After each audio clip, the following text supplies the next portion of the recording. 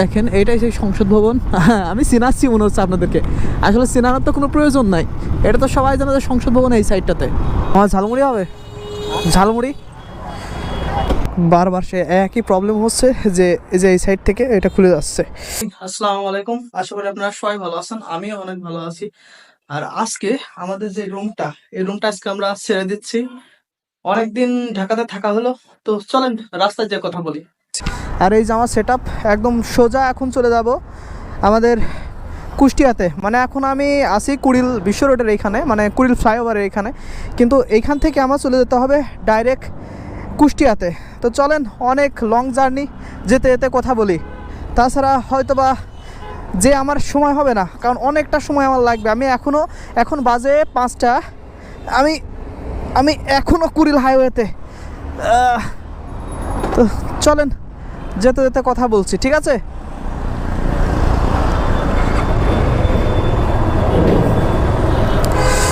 অনেক দিন পর আমি মোটো ব্লগিং করছি না, অনেকটা দিন হয়ে গিয়েছে। তো ভাবলাম অনেক দিন হয়ে গেলেও আমি এখন আজকে তো বাড়িতে যাচ্ছি, বাড়িতে যাওয়ার উদ্দেশ্যে একটা ব্লগ বানানোই যায়। মোটো ব্লগিং আমার অনেক পছন্দের, কিন্তু সময়ের অভাবে এই মোটো ব্লগিংটা আমি একদম টোটালি অনেকটাই এখান থেকে ছিটকে গিয়েছি। তো আজকে চলেন, আজকে আমাদের পথে যা যা হবে সম্পূর্ণটাই থাকছে আমার এই ভিডিওটাতে। আর রাস্তায় যেখানে দাঁড়ানো লাগুক আর যা লাগুক, হয়তোবা সমস্যা হলেও হতে পারে, কারণ আমার ব্যাগটা বাঁধা হয়েছে একটা রশিদে, যে রশিটা একদমই নর্মাল। এই নর্মাল রশির কারণে আমি হয়তোবা আমার ব্যাগের, আমার যতদূর সম্ভব মনে হচ্ছে যে ওইদিকে যে হয়তো ব্যাগের ওইটা খুলে যাবে। আর দোয়া করছি যেন না খুলে, কারণ খুললেই বিপদ। এখন অলরেডি বেজে গিয়েছে 5টারও বেশি, আর আমি এখনও কুড়িলে, মানে ঢাকাতে আমার যেতে হবে কুষ্টিয়াতে, অনেকটা পথ। সেই কারণে অবশ্যই আমার যেতে অনেকটাই দেরি হবে। এই যে সামনেই হচ্ছে বনানীর জোয়ার রোড, তো সেই কারণে এই সাইডটাতে কিন্তু একদম মানে টোটালি এখানে একটা সিগন্যাল আছে। আগে এই সিগন্যালটা কখনো মানে এখানে সিগন্যাল দিত না আর কি, এখানে একদম সম্পূর্ণটাই আটকানো ছিল। ইদানিং দেখতে পাচ্ছি যে ওই লেনে যে সকল গাড়ি, এগুলো ডাইরেক্ট বনানীতে ঢোকার জন্য একটা লেন করে দিয়েছে। তো এটা যদিও এই যারা ঢাকাতে থাকে তাদের জন্য অনেক ভালো, কারণ অনেক সময় যারা হচ্ছে বনানীর মধ্যে ঢুকতে যেত তাদের কোনোভাবেই তারা ঢুকতে পারতো না। অনেকটা পথ যে ইউটার নিয়ে তারপরে এসে কিন্তু এখানে ঢোকাও লাগতো। কিন্তু আমাদের তো এখন যেতে হবে বাসায়, তো বাসায় যাওয়ার উদ্দেশ্যে তো এখন তো আমার খুব তাড়াতাড়ি যাওয়া লাগবে। আর এখন যদি আমি সিগনালে দাঁড়ায় থাকি তাহলে তো সমস্যা। এই যে সেই লেনটা, হ্যাঁ এই সেই লেন, এই লেনটা দিয়েই মূলত বনানীর মধ্যে ঢোকার প্রবেশের যে পথটা, সেই পথটা করে দিয়েছে। আগে কিন্তু এই লেন ছিল না এরকমভাবে, মানে লেন ছিল ঠিকই, কিন্তু এটা আটকানো ছিল। ওই যে সাইডে দেখতে পাচ্ছেন, হ্যাঁ এই যে সামনে এই যে সাইডে যে ব্যারিকেড দেখতে পাচ্ছেন না, এইটা দিয়ে সম্পূর্ণটাই আটকানো ছিল। তো তখন তো মানুষ এই সাইড দিয়ে বনানীর মধ্যে ঢুকতে পারতো না। এখন এই জিনিসটা করে দেওয়ার জন্য অনেকটাই ভালো হয়েছে এখানকার স্থানীয় লোকদের জন্য, বা যারা বাইক চালায় ঢাকা শহরে, এরকম বনানী বা গুলশানের এই সাইডেতে যারা বাইক চালায় বা যে কোনো গাড়ি চালাক না কেন, তাদের জন্য অনেকটাই ভালো হয়েছে। আমরা একটু আগে আরেকটা ফ্লাইওভারে উঠলাম, এখান থেকে সামনে কিন্তু আরেকটা রাস্তা আছে বাম সাইডের দিকে, আর ওই রাস্তাতে সোজা চলে গেলেই সে প্রধান উপদেষ্টার বাসভবন বা কার্যালয় ওই সাইডটাতে। আর আমরা এই সাইডটা দিয়ে কিন্তু ফার্ম গেট যেতে হয়, অন্য বা ওইদিকে কাওরান বাজারটা যা আছে সব কিছুই কিন্তু এই সাইড দিয়ে যেতে হয়। এই রাস্তাটা দিয়ে কিন্তু আমি রেগুলার যাতায়াত করতাম, এই ফার্ম গেটের এই সাইডটাতে যেতাম। তো সেই কারণে ফার্ম গেটের এই সাইডটাতে যেতে হলে তো অবশ্যই আমার এই লেনটাই ইউজ করতে হবে বা এই রাস্তাটা ইউজ করতে হবে। তো সে কারণে আমার রেগুলার যাতায়াতের একটা পথ ছিল এটা। হয়তো বা আমার আজকের পর থেকে আবার কতদিন পরে আমি কেমন আর এই সাইডটাতে আসতে পারবো এটাও জানি না শিওর। অনেক দিন পরে হয়তো বা আমার আবার আসা হবে এই রাস্তাটাতে। সে কারণে আজকে একটা ভিডিও করে রাখতেছি, যে সম্পূর্ণ ভিডিওটা এখান থেকে, আমি ঢাকা থেকে যে কুষ্টিয়াতে যাচ্ছি, এটা সম্পূর্ণ একটা ভিডিও আমি এখানে করে রাখবো, যেন এটা পরবর্তীতে দেখতে পারি। জাস্ট সব কিছু তো আপলোড দেওয়া বা এরকম ব্যাপারটা এমনটা না, অনেক কিছু হয় যেগুলো স্মৃতিতে রেখে দেওয়া লাগে। তো সেই কারণে এই সাইডটা দিয়ে আসা। আমি কিন্তু চাইলে মিরপুরের ওই সাইডটা দিয়ে আমি গাবতলীতে চলে যেতে পারতাম, কিন্তু আমি এই সাইডটা দিয়ে ঘুরে আসছি, কারণ এই জায়গাটাতে হয়তো বা অনেক দিন পরে আবার আসা লাগবে। তো সেই কারণে ভিডিওটা করে রাখতেছি। সামনে সিগন্যাল দিয়েছে, হ্যাঁ এই সিগন্যাল দেওয়ার কারণে এইখানটাতে দাঁড়ালাম। দেখেন ঢাকা শহরে যখন জ্যাম দেখতে যাবেন, দেখেন জ্যামের কি অবস্থা। এখন তো জাস্ট সিগন্যাল দিয়েছে বলে যে এখানে এটা দেখতে পাচ্ছেন, সিগন্যাল না থাকলেও এত পরিমাণে জ্যাম থাকে ঢাকা শহর, বিশেষ করে প্রগতি সরণের দিকে সব থেকে বেশি। আর এই রাস্তাটাতে জ্যাম থাকে, তবে এখানকার অনেক আইন শৃঙ্খলা বাহিনীরা সবসময় তৎপর অনেক, হ্যাঁ। তো সেই কারণে এই সাইডটাতে একটু কম জ্যাম থাকে। সিগন্যাল ছেড়ে দিয়েছে, এখন তাড়াতাড়ি আমাদের এখান থেকে বেরোতে হবে, কারণ একটু পরে আবার সিগন্যাল দিয়ে দেবে। আর সিগন্যাল যেন আবার সিগন্যালে না পড়তে হয় সে কারণে আমাদের এখান থেকে যত দ্রুত সম্ভব এখান থেকে ট্রেনে বেরোতে হবে। এই সাইডটাতে এত পরিমাণে সিগন্যাল পড়ে কি বলবো, ওই সামনে ফার্ম গেট, তো এই কারণে এই সাইডটা দিয়ে যাতায়াত মানুষের অনেক বেশি। তো এখন আমরা এই সাইডে দিয়ে কিন্তু ওই বিজয় সরণি বা ওই সকল সাইডেও যাওয়া যায়, ফার্ম গেটের ওইখান থেকেও যাওয়া যায়, আবার এই সাইড দিয়েও যাওয়া যায়, সব সাইড দিয়ে যাওয়া যায়।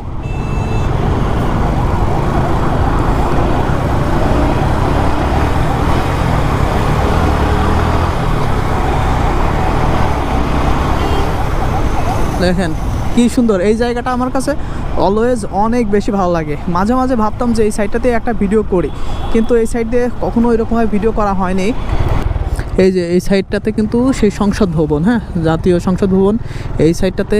তো এই কারণে এই সাইডটাতে একটু দাঁড়ালাম। এই সাইডটাতে দেখেন কত পরিমাণে মানুষ, পুরো সন্ধ্যার সময় এই এই এলাকাটা দিয়ে এত পরিমাণে মানুষ হয়, একটা পার্কের মতো। ওই যে ওই সাইডে অনেক বসার জায়গা আছে, আর এই মাঝ দিয়ে একটা লেন আছে, এই লেন দিয়ে অনেক মানুষ বসে। আর এই যে সংসদ ভবন এরিয়া, এই সাইডটাতে আগে কিন্তু মানুষের তেমন একটা ভিডিও করতেই দিত না, কিন্তু এখন দেখেন প্রতিটা মানুষের হাতে হাতে কিন্তু ফোন, প্রতিটা মানুষ কিন্তু এখানে ভিডিও করছে। আর শেখ হাসিনার সরকার থাকার সময় এই সাইডটাতে তেমন একটা ভিডিও করতে দিত না, আমি যতদূর সম্ভব শুনছি আর কি। দেখেন এইটাই সেই সংসদ ভবন। আমি চিনাচ্ছি মনে হচ্ছে আপনাদেরকে, আসলে চেনানোর তো কোনো প্রয়োজন নাই, এটা তো সবাই জানে যে সংসদ ভবন এই সাইডটাতে। তবুও এই সাইডটা দিয়ে যাচ্ছি, তো সেই কারণেই আমি মূলত এই ভিডিওটা করছি। আবার সিগন্যাল দেখেন, একটু পর পর সিগন্যাল। ঢাকা শহরে এটা কিন্তু বাধ্যতামূলক, সিগন্যাল থাকবেই। তাই বাইক নিয়ে আমার কাছে মাঝে মধ্যে মনে হয় যে ঢাকা শহরে বাইক নিয়ে বেড়ানোর থেকে হাঁটতে হাঁটতে বেড়ানোটা অনেক ভালো। আর যারা বাসে যায় তাদের কি বলবো, তাদের বাসা থেকে না বেরোনোই উচিত। এরকম রাস্তার মধ্যে করলে গার উপর ফেলাই দেয়, পলিথিন ইউজ করলেই তো হয়। ভাই রে ভাই, এই যে ঢাকা শহরে বাইক চালানোর আরেকটা সবথেকে বড় সমস্যা কি জানেন, বাস যদি থাকে বাসের ওই আশপাশ দিয়ে আপনারা কোনোভাবে যেতে পারবেন না। কারণ বাসে যে সকল যাত্রী থাকে অনেকেরই কিন্তু গাড়িতে ওঠার অভ্যাস থাকে না, আর অনেকে বমি করে দেয়। তো মানে হঠাৎ করে যদি বাসের ওই সাইড দিয়ে আপনি ধরেন যাচ্ছেন, হঠাৎ করে যদি আপনার গায়ের উপরে বমি করে দেয় তাহলে কি একটা অবস্থা হবে। তাই ঢাকা শহরে বাইক চালালে অবশ্যই সাবধানতা অবলম্বন করে বাইক চালাতে হবে, তাছাড়া উপায় নেই। এই মুহূর্তে কিন্তু আমি অলরেডি গাবতলিতে চলে এসেছি, আর গাবতলি থেকে আমি ওইদিকে আটুরিয়া ঘাট, যে ঘাটটা আছে, আমি ঘাটটা পার হয়ে তারপরে যাব। রাস্তা তো নয় ভাই, জ্যামের কারখানা। চলেন, কিছু করার তো নয়, এরকমই এখন যেতে হবে। ভাই রে ভাই, আমার এখনও ফেরিঘাট পর্যন্ত যেতে টাইম লাগবে অনেক সময়, কারণ 66 কিলোমিটার। ভাই চারটেখানি কথা বলেন, 66 কিলোমিটার যদি পথ থাকে তাহলে আমি এখনও ঢাকার মধ্যে, মানে আমি এখনও গাবতলিতে। আমি ঢাকা থেকে বাসায় যাচ্ছি, তো কিভাবে মানে আজকে রাত কয়টা বাজবে আমার কুষ্টিয়া পর্যন্ত যেতে যেতে। চলেন এখন আর উড়াধুরা টান দিতে হবে, এখন আর আসতে যেয়ে লাভ নাই। সরি ভাই, আপনারা কেউ কিছু মনে করেন না বাইক জোরে চালানোর জন্য, কারণ এখন আমার জোরে যাওয়া ছাড়া আমার অনেক পথ, আর অত পথ যেতে হলে আমার বাইক জোরেই চালাতে হবে। তাছাড়া হয়তো বা আমার বাসায় যাওয়ার আজকে হবে না, অনেক রাত হয়ে যাবে। তো একটু স্পিডিং করছি, কেউ কিছু মনে করেন না, আমি কিন্তু সচরাচর এমনিতে স্পিডিং করি না, ঠিক আছে? তো চলেন যাই।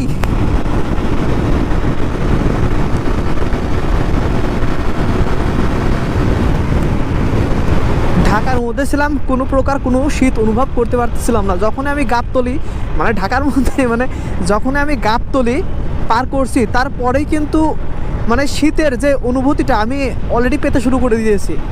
আর আজকে একটা কথা বলা হয়নি, আমি কিন্তু আজকেই ঢাকাতে গিয়েছি এবং আজকে আমি আবার ব্যাক করলাম।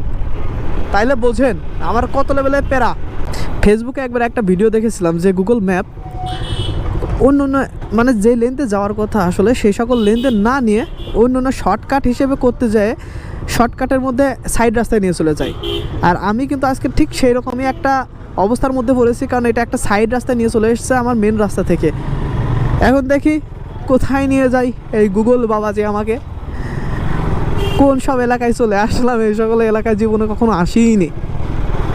আমার মেন রোড থেকে অনেকটাই ভিতরে নিয়ে চলে আসছে। এটা মনে হয় একটা বাজার, যতদূর সম্ভব মানে গ্রামের বাজার থাকে না, এরকম একটা গ্রাম্য বাজার।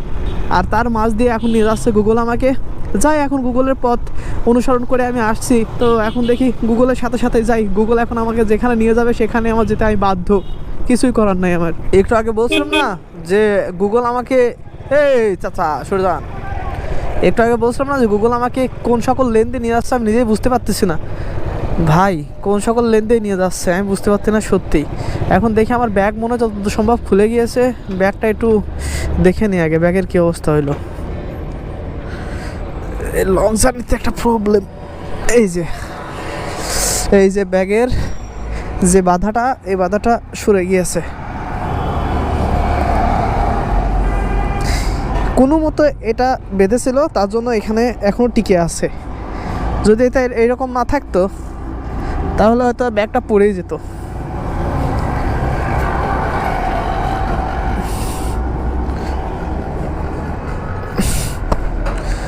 আল্লাহ জানে কত পর্যন্ত যাবে।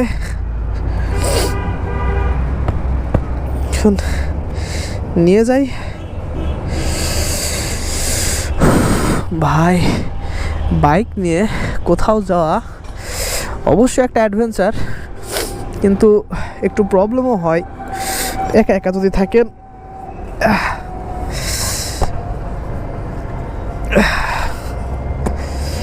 আল্লাহ ভরসা, এখন থাকলে হয়। এটা যদি এরকম থাকে তাহলে তো কোনো প্রবলেম হবে না, আর এরকম না থাকলেই সমস্যা হবে।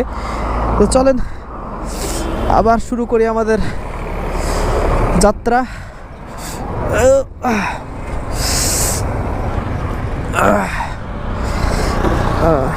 চলেন, যেতে যেতে কথা হচ্ছে।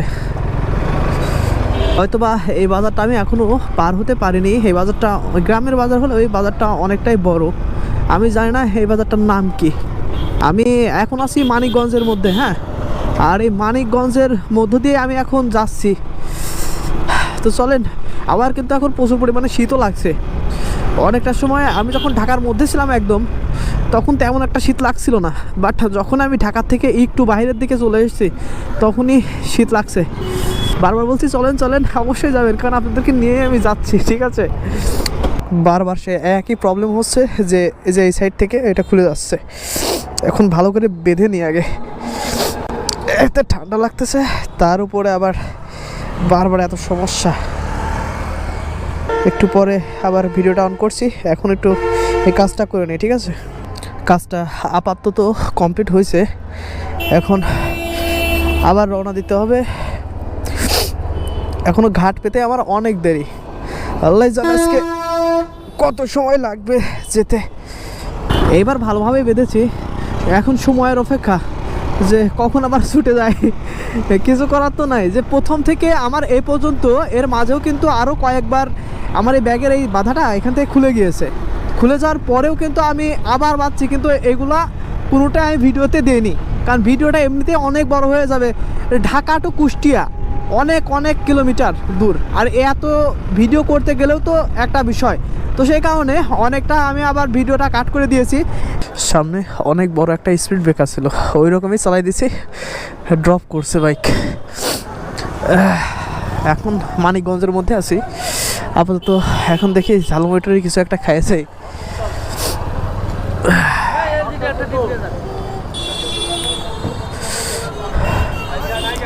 ঝালমুড়ি হবে, ঝালমুড়ি 15 টাকা দাও, ঝাল বেশি দে। হ্যাঁ আচ্ছা, এই আরিসার ঘাট এখন এখান থেকে কত দূর হতে পারে?